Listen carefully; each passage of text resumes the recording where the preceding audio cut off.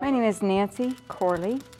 I'm a tower crane operator, presently working for Maxim Crane Works on the Maricopa County Court Tower. I have been a crane operator for 34 years. Began on a little project nuclear power plant in Texas in 1976. It's been a big adventure ever since. My reason for getting into construction was absolutely unplanned.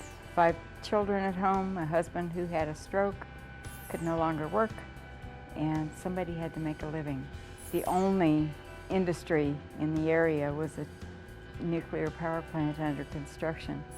Sitting in their personnel office every day, all day for 3 weeks, they finally came up with a laborer's job, and I said, I'll do it.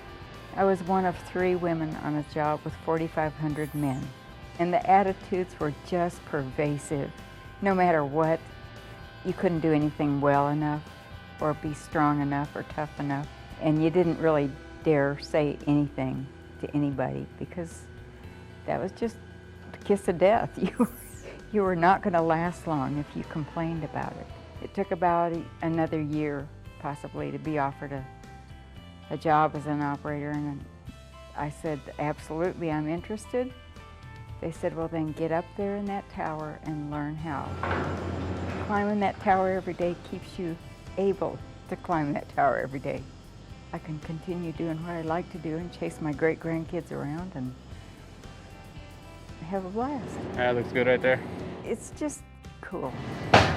You know, I like it up there before the day starts and I get a chance to look around, and watching the sun come up is just cool. Oh, you can bet they didn't give up on it. We have crane-to-crane radios. That's a dedicated radio for communication between Derek and I only, and our crane monitor, who's on the top of the building to keep us from getting entangled in each other's lines. There's times when we're going down through the iron into the lower levels that you can't see what you're doing. Got about 10 feet. And you have to trust who's on that radio. Go ahead and cable up. That they don't get you in a jam, because you can get in a jam really quickly. If we do anything that causes a problem, it's going to affect not only us, but everybody on the job. Of course, they want it done properly and quickly as well, but safety is the #1 factor. I've had some real hair-raising experiences, particularly in Las Vegas, City Center project up there. I was on that for about a year and a half, and the winds up there are just horrendous. And they just move those cranes around really bad. Well, when they finally decide that it's blowing too hard to work, it's blowing too hard to get out of there too. And then you just hang on like crazy. 69 years old, been doing it for 34, well, it's almost 35, but 34 years.